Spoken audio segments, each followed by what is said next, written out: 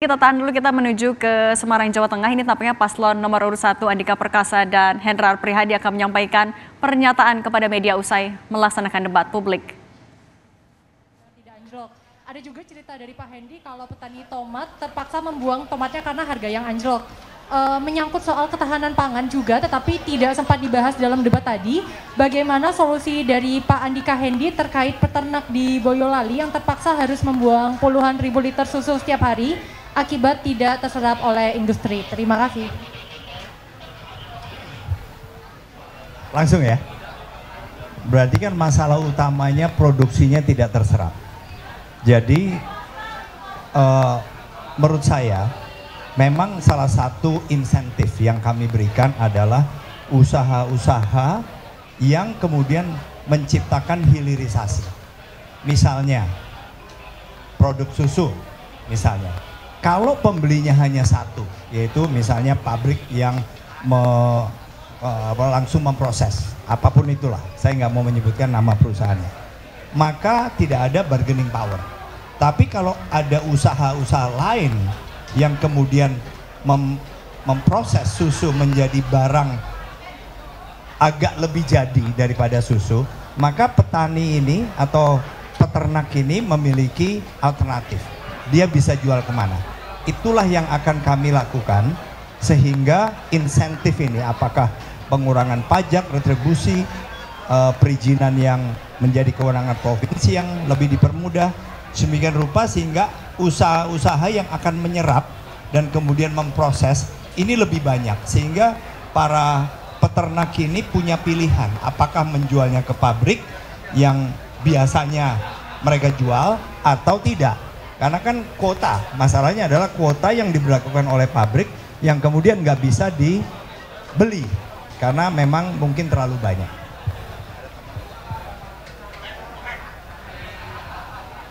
Izin.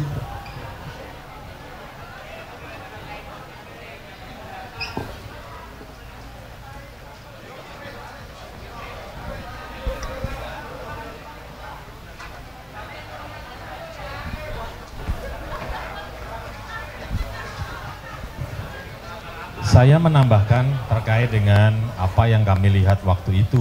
Memang ada tomat yang tidak kemudian bisa dibeli dengan harga yang layak, ada tembakau, ada petani di padi juga mungkin begitu. Nah, salah satu yang sudah dilakukan hari ini tadi Gus Yassin cerita, sudah ada BUMD. Maka pangsa pasar ini akan kita perluas. Caranya gimana? Pak Andika dan saya insya Allah punya jaringan untuk bisa membuat pasar semakin terbuka luas. Dan yang kedua adalah pengolahan hasil dari panen tersebut. Supaya produk-produk tersebut punya nilai tambah yang kemudian juga bisa mempunyai masa supaya tetap awet sebelum dijual pada harga yang lebih baik. Terima kasih. Pertanyaan selanjutnya. Izin Pak Andika, Pak Hendi, saya Ki dari Nusantara TV, minta tanggapannya Pak. Kemarin dari paslon 02 itu mendapat dukungan dari Prabowo Subianto, bisa dikatakan dapat endorsan dari Presiden. Dari paslon 01 menanggapi hal seperti itu bagaimana sih tersebut?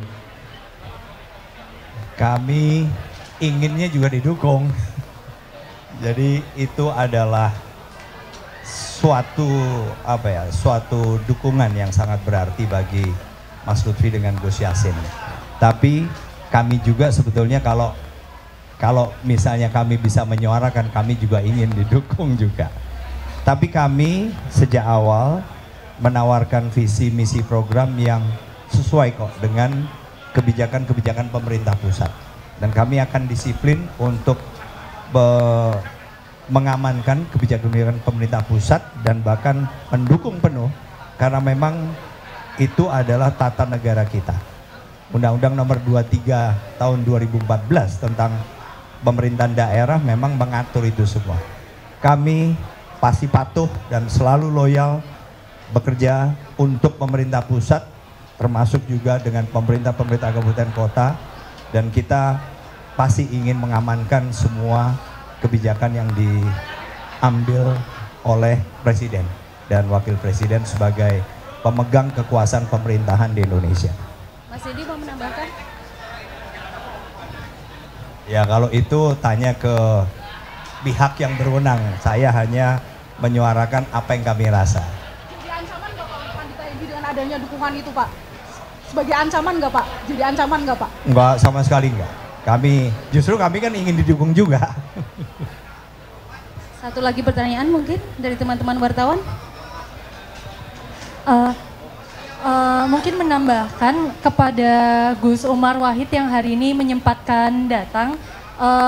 Mungkin sedikit saja Gus, kalau untuk suara kaum Nahdliyin di Jawa Tengah jelang Pilgub Jateng hari ini seperti apa nggih? Dan mungkin ada pesan kepada kaum Nahdliyin jelang kurang dari sebulan coblosan ini. Terima kasih. Terima kasih Mbak pertanyaannya ya. Yang pertama, saya sudah konfirmasi langsung kepada Ketua Umum PBNU, Ketua Dewan Tanfidz, Gus Yahya. Saya menanyakan sikap beliau, bagaimana sikap PBNU di dalam menghadapi pilkada. Beliau jelas mengatakan bahwa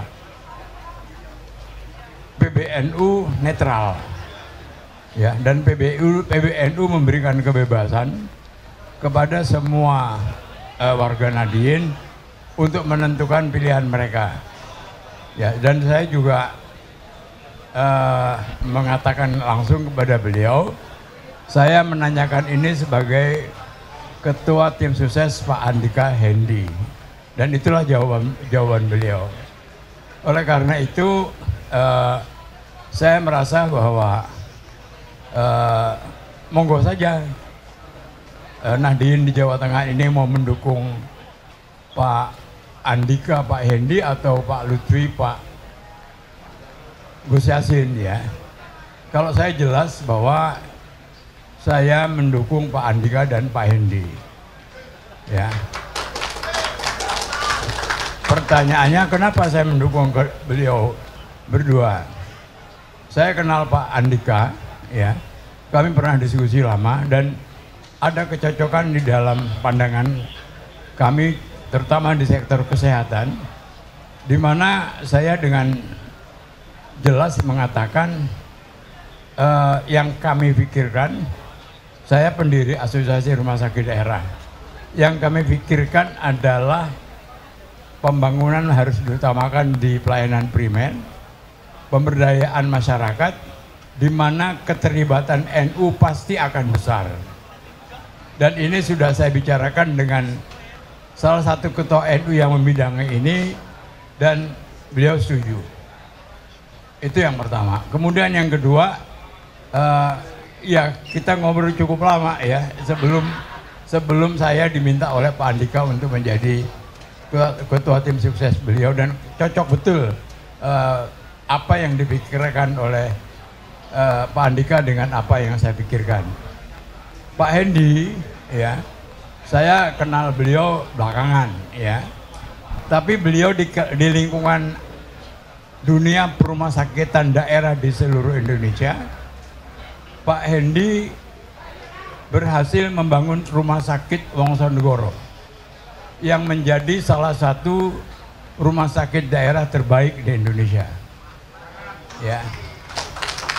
Ya, saya dengan sendirinya mendukung beliau juga, ya. Itu barangkali jawaban saya. Dan saya terus terang sebagai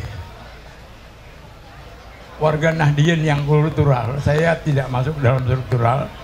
Saya mengajak kepada seluruh Nahdliyin, Jamaah Nahdlatul Ulama di Jawa Tengah untuk mendukung Pak Andika dan Pak Hendy ya, karena pertimbangan tersebut di atas ya. Terima kasih Mbak.